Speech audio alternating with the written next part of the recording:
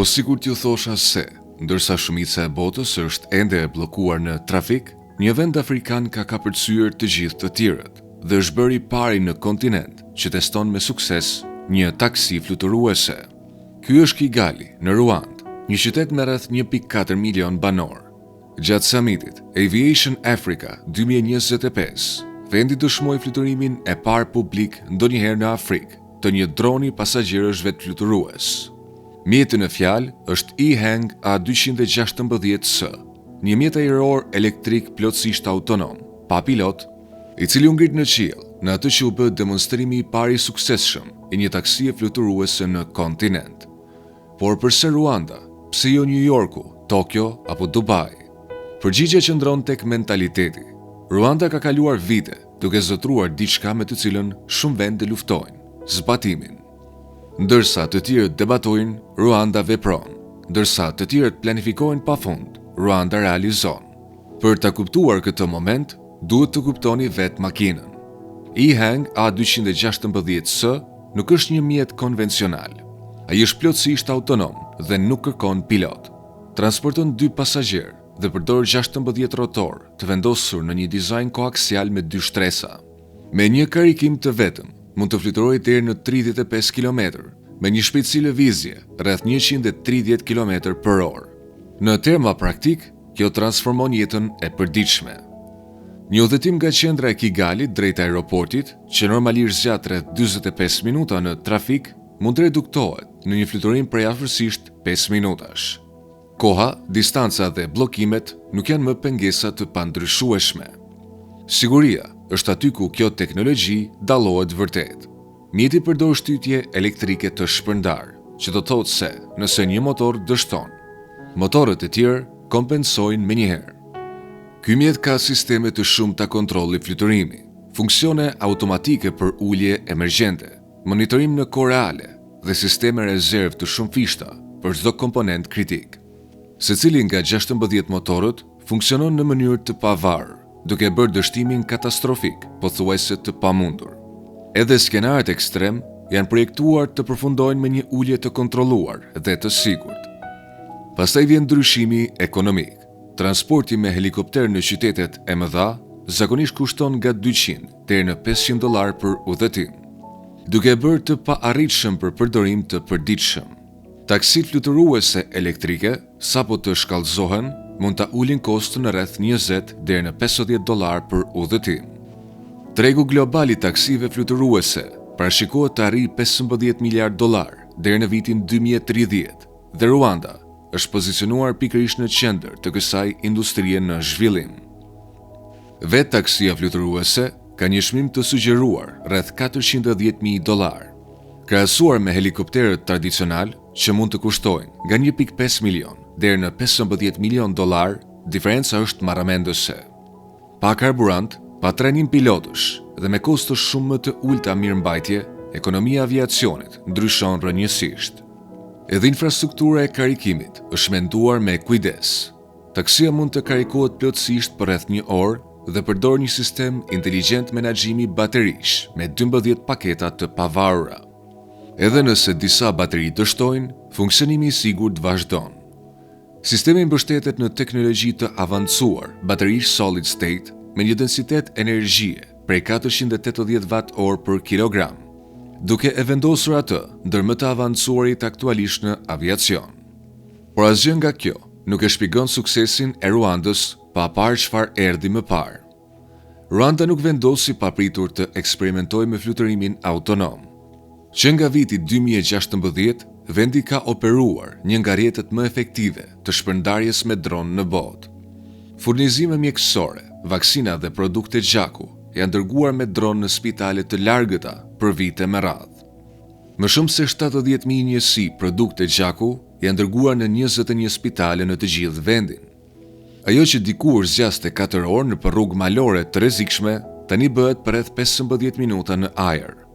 Para përdorimit të dronëve, nga 25% deri në 40% të furnizimeve mjekësore të ndjeshme ndaj temperaturës humbeshin për shkak të zinxhirit të ftohtë jo të besueshëm. Pas futjes së dronëve, skadimi i produkteve të gjakut ul me rreth 7 njësi në muaj, ku secila njësi përfaqëson jetë të mundshme të shpëtuar. Terreni malor i Ruandës e ka bërë gjithmonë transportin rrugor të ngadalt, të rrezikshëm dhe jo efikas. Udhëtime që mund të zgjasin 4 orë përgjatë rrugëve të ngushta dhe të rrezikshme malore, tani mund të përfundojnë për vetëm 15 minuta me dron.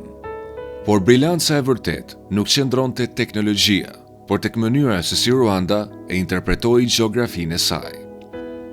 Në vend që ta shihte terrenin sfidues si një pengesë, vendi e patë si një mundësi për të anashkaluar infrastrukturën tradicionale dhe për të kaluar drejt për drejt te zgjedhjet e gjeneratës së ardhshme. Ky mentalitet shpjegon edhe partneritetin e Ruandës me China Road and Bridge Corporation për demonstrimin e taksisë fluturuese. Ky bashkëpunim nuk ka të bëjë me shfaqjen e një avioni të vetëm.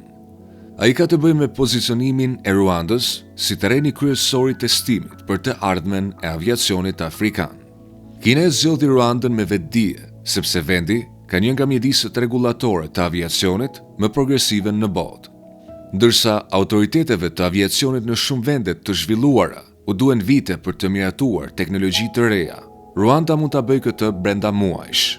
Dhe me rëndësi, shpejtësia nuk do të thotë standarde më të ulta. Në shumë raste, kërkesat e sigurisë në Ruandë janë edhe më të rrepta, sepse vendi e kupton se ti je i pari kërkon besueshmëri absolute dhe besim publik.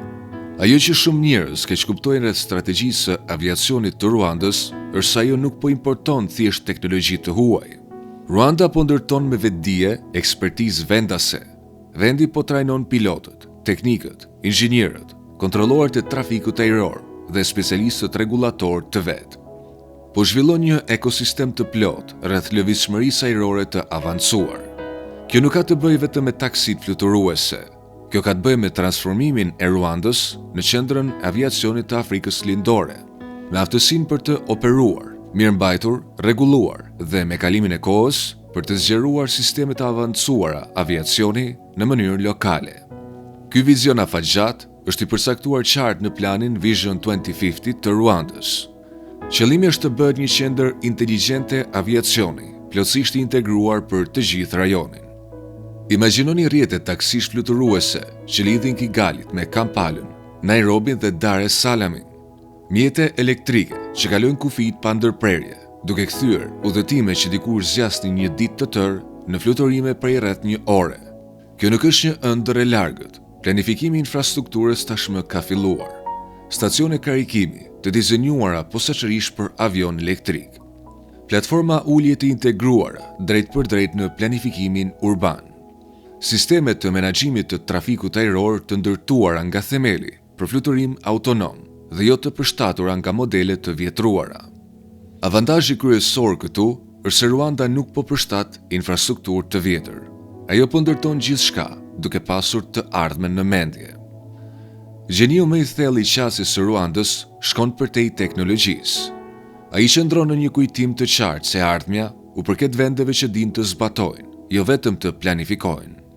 Ndërsa shumë vende të zhvilluara kalojnë dekada të bllokuar në paralizë rregullatore, Ruanda vepron me vendosmëri.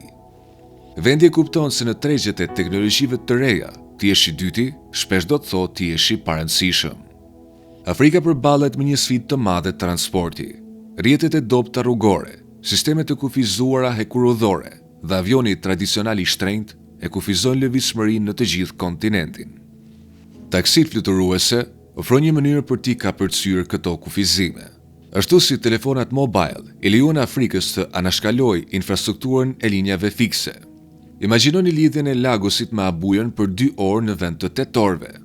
Imagjinoni urgjencat mjekësore në zonat rurale të Kenjas, që janë vetëm minuta larg spitaleve moderne urbane, dhe jo orë të tëra. Ky ndryshim nuk ka të bëjë thjesht me komoditetin, ka të bëjë me rishpikjen rrendësore të mënyrës se si një kontinent me 1.4 miliard njerëz lëviz, punon dhe mbijeton. Ndikimi ekonomik mund të jetë i jashtëzakonshëm. Vlerësimet sugjerojnë se lëvizshmëria ajrore e avancuar mund të shtojë rreth 15 miliard dollar në vit GDP-së së Afrikës deri në vitin 2035. Vetëm bllokimet e trafikut u kushtojnë ekonomive afrikane miliarda dollar çdo vit në produktivitet të humbur. Qytete të mëdha si Lagos, Kairo, Johannesburg dhe Nairobi po mbyten nga trafiku, i cili mund të reduktohet ndjeshëm duke e zhvendosur transportin në dimensionin e tretë. Për te qyteteve, lëvizshmëria ajrore avancuar lidh komunitetet rurale me qendrat urbane, duke hapur akses në shëndetësi, arsim dhe tregje që më parë ishin të paarritshme. Ruanda kupton diçka që shumë vende anashkalojnë.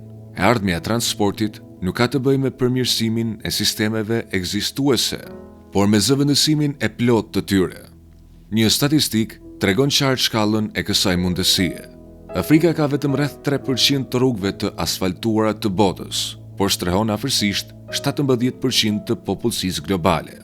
Mbyllja e këtij hendeku me infrastrukturë tradicionale do të kërkonte dekada dhe triliona. Infrastruktura e transportit tridimensional, përkundrazi, mund të ndërtohet për vite, jo për breza. Deri në vitin 2030, Ruanda synon të operojë rrjetin më të avancuar të lëvizshmërisë ajrore urbane në Afrikë dhe ndoshta edhe në botë. Ky vizion nuk kufizohet vetëm në shërbime luksoze për turistët, ai përfshin integrimin e avionëve autonom në transport publik, duke bërë lëvizshmërinë tridimensionale të arritshme për qytetarët e zakonshëm. Sfidat janë reale. Teknologjia e baterive ende kufizon distancën e fluturimit. Kushtet e motit mund të jenë ekstreme. Kostot e infrastrukturës mbeten të larta dhe besimi i publikut duhet fituar. Vet EHang A216S ka kufizime, përfshin një rrezë fluturimi për rreth 35 km dhe kapacitet për vetëm 2 pasagjerë. Por Ruanda nuk po pret kushte perfekte, ajo po i krijon ato. Modeli ekonomik pas këtij transformimi është po aq bindës sa vetë teknologjia. Aviacioni tradicional kërkon investime të mëdha fikse në aeroporte, pista të gjata dhe sisteme komplekse të kontrollit të trafikut ajror. Avionët elektrike autonom, përkundrazi, kërkojnë infrastrukturë shumë më të thjeshtë. Platforma ulje mund të ndërtohen mbi çati. Stacionet e karikimit funksionojnë si versione të mëdha të karikuesve për makina elektrike. Dhe kontrolli i trafikut ajror mund të automatizohet kryesisht përmes sistemeve të avancuara softwarike. Kjo i mundëson Ruandës të zhvillojë infrastruktura ajrore të avancuar me një kosto shumë më të ulët se sa sistemet tradicionale. Duke qenë se gjithçka është projektuar nga e para për fluturim elektrik autonom, vendi shmang problemet e përputhshmërisë, që do të përballen në mënyrë të pashmangshme vendet me infrastrukturë të vjetër. Tani, imagjinoni të zgjoheni në vitin 2035. Hapni një aplikacion, kërkoni një taksi fluturuese dhe brenda 3 minutash, një taksi autonome ulet në helipadin e ndërtesës suaj. Një udhëtim 2 orësh zhdurohet në një udhëtim për 15 minutash. Fundjavat në vendet fqinje duken po aq të lehta sa kalimi nga një lagje në tjetrën. Urgjencat mjekësore bëhen të mbijetueshme, sepse ndihma është gjithmonë vetëm disa minuta larg. Komunitetet rurale lidhen drejt për drejt me tregjet globale, sepse distanca nuk është më pengesë. Kjo nuk është më fantashkencë. Në Kigali, Ruand, tashmë sapo ka filluar. Kjo ishte e gjitha për sot. Nëse kjo video u pëlqeu, klikoni butonin subscribe së bashku me butonin e zilës për të parë më shumë video si kjo. Faleminderit për shikimin.